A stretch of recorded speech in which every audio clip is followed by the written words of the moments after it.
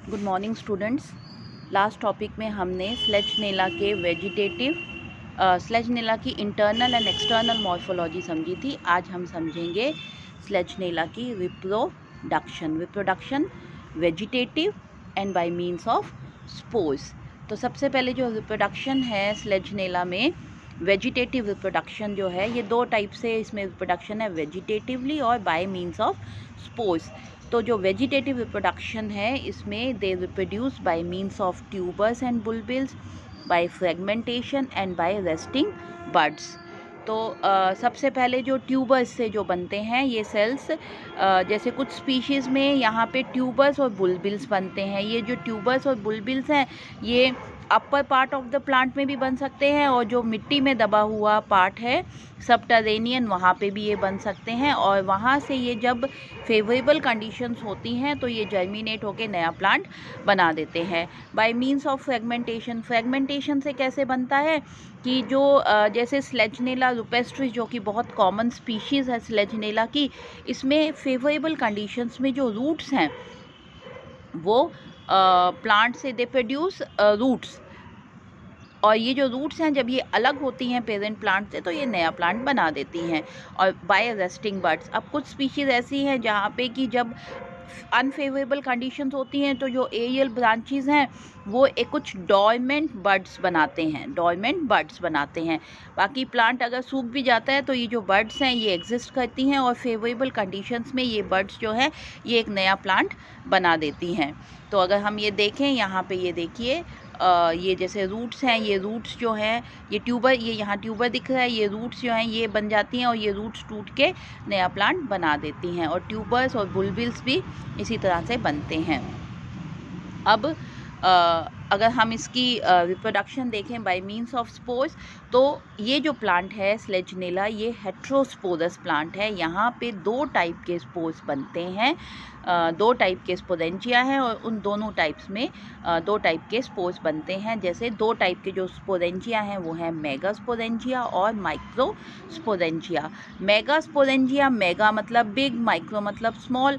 तो मेगास्पोरेंजिया जो है वो जो स्पोर्स बनाता है उनको हम कहते हैं मेगा स्पोर्स। इनका साइज़ बड़ा होता है और ये नंबर में कम होते हैं। ये हमेशा कम क्वांटिटी में बनते हैं और मोस्टली 1 से 4 एक स्पोरेंजिया में ये स्पोर्स बनते हैं। तो और ये स्पोरेंजिया जो है ये बनते हैं इन द एक्सिल ऑफ मेगास्पोरोफिल्स। मेगास्पोरोफिल्स जो हैं स्पेशलाइज्ड लीव्स हैं जो कि फर्टाइल लीव्स हैं जिनके ऊपर स्पोरेंजिया बनता है। तो जो लीफ स्पोरेंजिया को बियर करता है उसको हम कहते हैं मेगास्पोरोफिल। और जो माइक्रोस्पोरेंजिया है ये बियर करता है माइक्रोस्पोर्स। माइक्रोस्पोर्स मतलब छोटे स्पोर्स। इनका नंबर जो है वो बहुत ज़्यादा होता है लेकिन इनका जो साइज़ है वो छोटा होता है। और जो जिस स्पोरोफिल मतलब स्पोरेंजिया बियरिंग लीफ, स्पोरोफिल का मतलब होता है वो लीफ जिस पे कि स्पोरेंजिया बनेगा। तो ऐसे लीव्स को हम कहते हैं माइक्रोस्पोरोफिल। अब ये जो मेगास्पोरोफिल्स हैं और माइक्रोस्पोरोफिल्स हैं ये अरेंज्ड होते हैं एक एक्सिस पे, और उसको हम कहते हैं स्ट्रोबिलस या कोन। तो ये जो स्ट्रोबिलस क्या है, जिसको हम कोन भी बोलते हैं, दे आर जो स्पोरोफिल्स हैं they are aggregated at the apex of the main stem. जो मेन स्टेम है उसकी एपेक्स पे ये वहाँ पे इनका अरेंजमेंट होता है। कभी कभी ये लूजली अरेंज्ड होते हैं, कभी कभी ये कॉम्पैक्ट होते हैं और कॉम्पैक्ट कोन्स बनाते हैं। इनको हम कहते हैं स्ट्रोबिलस। अगर एक है तो हम कहते हैं स्ट्रोबिलस, और बहुत से हैं उसका प्लूरल हो गया स्ट्रोबिलाई। यूजुअली जो ब्रांच है वो टर्मिनेट हो जाती है इनटू स्ट्रोबिलस। मैक्सिमम स्पीशीज़ में ये स्ट्रोबिलस में, लेकिन कुछ ऐसी स्पीशीज़ हैं जहाँ पे कि एक बार अगर ये बन गया उसके बाद फिर वेजिटेटिव ग्रोथ हो जाती है उस ब्रांच की, और वेजिटेटिव ग्रोथ जो है it may continue beyond the strobilus. तो उससे क्या होता है कि जो स्ट्रोबिलस है वो बीच में आ गया और ऊपर फिर वेजिटेटिव ग्रोथ हो गई। और कहीं कहीं ये देखा गया है कि पहले स्ट्रोबिलाई बना, फिर वेजिटेटिव ग्रोथ हो गई, और उसके बाद फिर वापस से वहाँ पे स्ट्रोबिलस बन गया। तो जैसे ये स्पीशीज़ है एरिथ्रोपस, इस स्पीशीज़ में फर्टाइल ब्रांच जो है ये they are produced on the fertile branch, और इसमें एक इंटरवीनिंग वेजिटेटिव पोर्शन है बिटवीन द टू, मतलब पहले स्ट्रॉबिलस बना, फिर वेजिटेटिव ग्रोथ हुई और फिर वापस से स्ट्रॉबिलस बन गया, तो वहाँ पे 2 स्ट्रॉबिलाई हैं। अब आ गया कि जो स्ट्रॉबिलस हैं ये भी 2 टाइप के हैं, होमोस्पोरस स्ट्रॉबिलस और हेट्रोस्पोरस स्ट्रॉबिलस। इसका मतलब हो गया होमोस्पोरस स्ट्रॉबिलस वो स्ट्रॉबिलस हैं जहाँ पे कि हम कह सकते हैं माइक्रोस्पोर्स केवल एक ही पे बनेगा और मेगास्पोर्स अलग स्ट्रॉबिलाई पे बनेगा। मतलब एक स्ट्रॉबिलस पे या तो मेगास्पोरेंजिया है या फिर उस पे केवल माइक्रोस्पोरेंजिया है, वो हो गए होमोस्पोरस। होमोस्पोरस मतलब एक स्ट्रॉबिलस पे केवल एक ही टाइप के सभी स्पोरेंजिया जो हैं वो सेम होंगे। हेट्रोस्पोरस हो गया जहाँ पे एक ही स्ट्रॉबिलस पे दोनों टाइप के स्पोरेंजिया हैं, माइक्रोस्पोरेंजिया भी हैं और मेगास्पोरेंजिया भी हैं।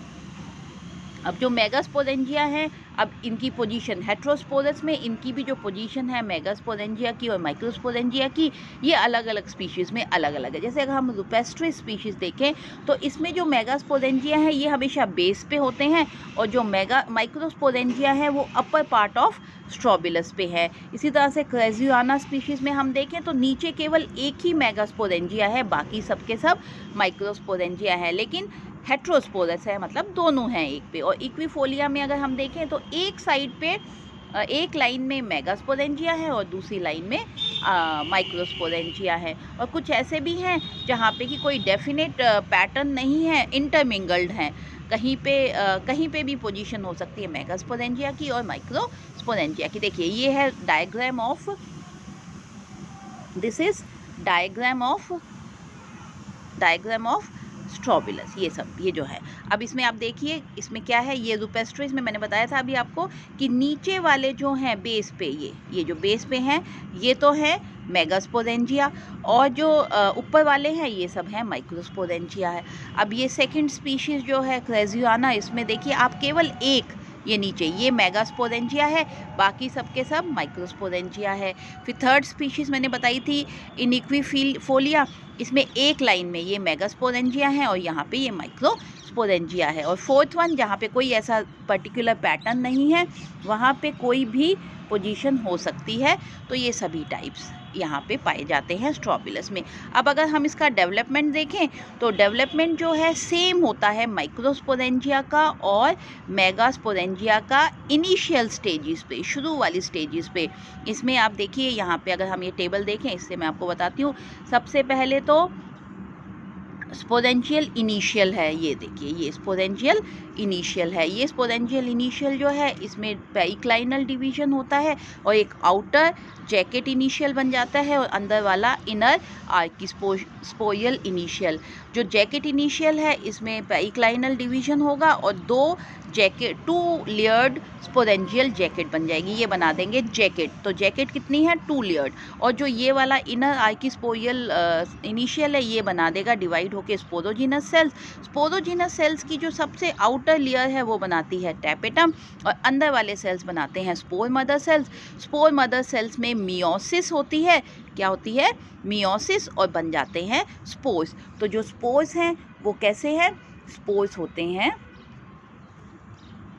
हैप्लॉइड।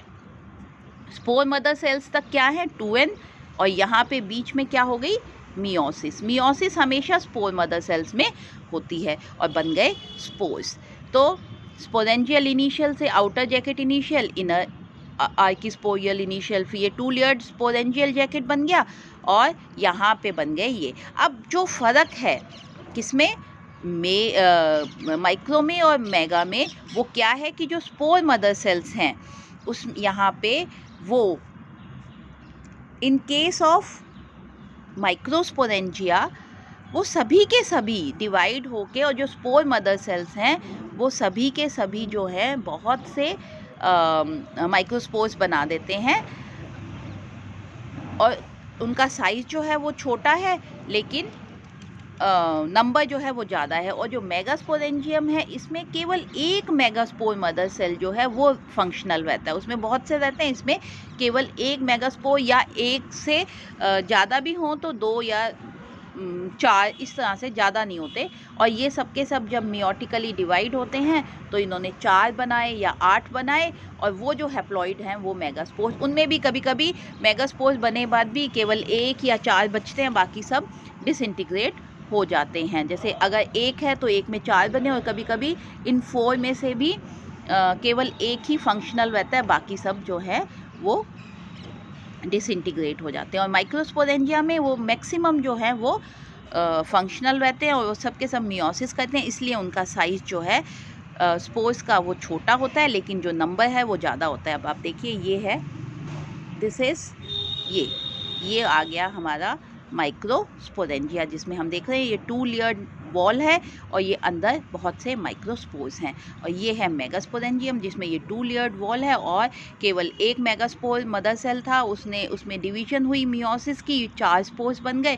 और ये जो ऑल 4 स्पोर्स हैं इनमें से भी कभी कभी ये चारों रहते हैं, नहीं तो इनमें से भी एक ही बचता है फंक्शनल। तो स्पोरेंजियम हमने समझ ही लिया। स्पोरेंजियम में अब इसमें जो ये डिस्चार्ज होता है, इसमें से जब स्पोर्स बाहर डिसइंटीग्रेट होता है, ये तो ये डिसइंटीग्रेट होता है along a longitudinal line of dehiscence.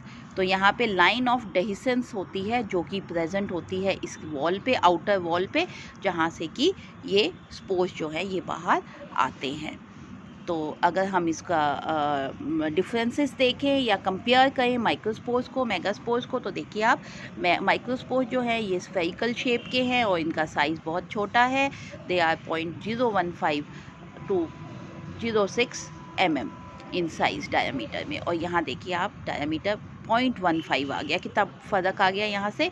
और दे आर लार्जर, इनका जो नंबर है वो ज़्यादा होता है, इनका नंबर कम होता है। ये कलर में भी कभी कभी अलग होते हैं, ये येलो रेड ब्राउन होते हैं, ये वाइट ऑरेंज येलो होते हैं यहाँ पे। लेकिन सिंगल न्यूक्लियस है तो यहाँ पे भी सिंगल ही न्यूक्लियस है। उसके बाद ये यहाँ पे 2 वॉल्स होती है, एक्साइन एंड इंटाइन। इंटाइन जो है इनर वॉल है जो कि थिन है, एक्साइन जो है वो स्लाइटली थिकर वॉल होती है। यहाँ पे भी एक्साइन और इंटाइन ही है, लेकिन कुछ कुछ स्पीशीज़ में 3 लेयर्स पाई जाती है। एक्सोस्पोर आउटर हो गई, मिडल मीजोस्पोर और इनर हो गई एंडोस्पोर। अब जो मेन डिफरेंस है इसमें वो ये है कि जो मेल माइक्रोस्पोर है ये हमेशा जर्मिनेट होके मेल गैमीटोफाइट बनाता है, और जो